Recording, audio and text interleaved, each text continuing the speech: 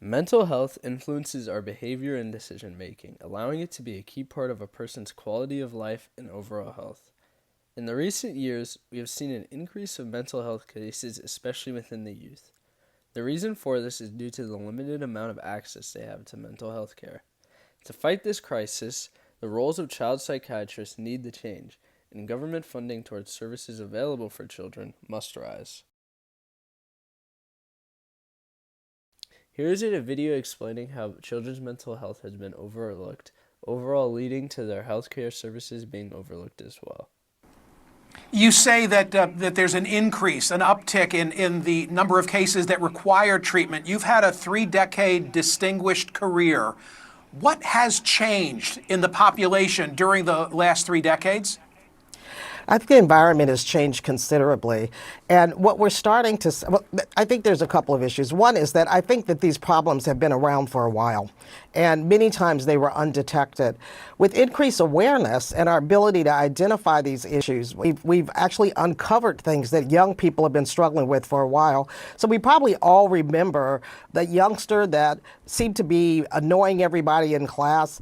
We didn't realize that a lot of times those youngsters were struggling with ADHD or anxiety and other things. So I think there's increased awareness, but there's also increased social and environmental stressors that contribute to what we're seeing today.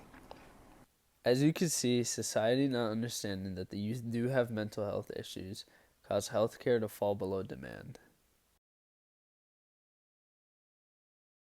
Children immediately affected by the mental health crisis will adopt poor lifestyle habits.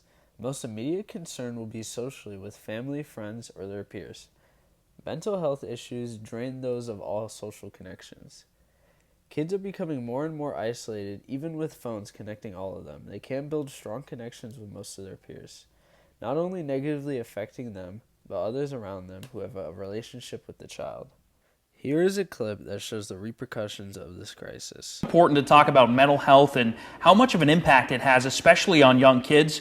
Here to talk with us about the importance of youth mental health is Jane Van Bramer, President and CEO of Sweeter. Jane, thank you so much for joining us here in studio this afternoon. Can you tell us if you think that we're in the midst of a youth mental crisis?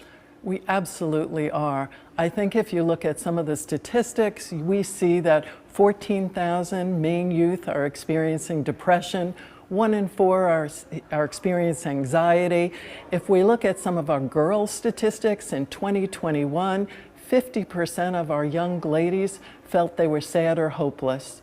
So whether it's completed suicides, whether it's anxiety and depression, the statistics are certainly pointing in the wrong direction.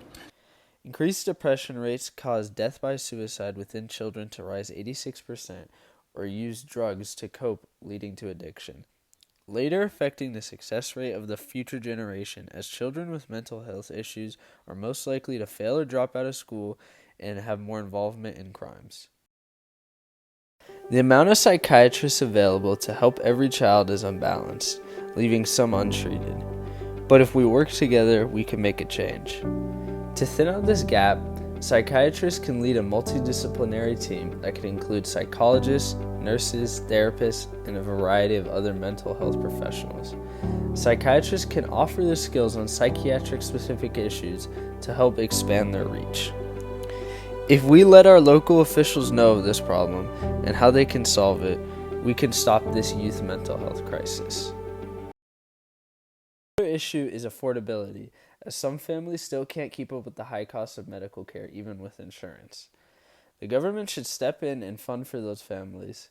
Here is a video showing policymakers what they can do to help solve this. The program funds inpatient treatment. Youth under the age of 21 who are eligible for Medicaid and require significant behavioral health treatment qualify for the program. Children whose families earn more than the Medicaid threshold are eligible too through a federal waiver if they have acute needs. A healthy mental well-being can lead to the success and happiness every child should have. Addressing the crisis within the youth before the effects fully settle in can stop this growing problem. Burdens can be released off families and children who suffer emotional and financial pressures every day. Altering the job of psychiatrists and an increase in government funding towards mental health can ensure positive support for the youth.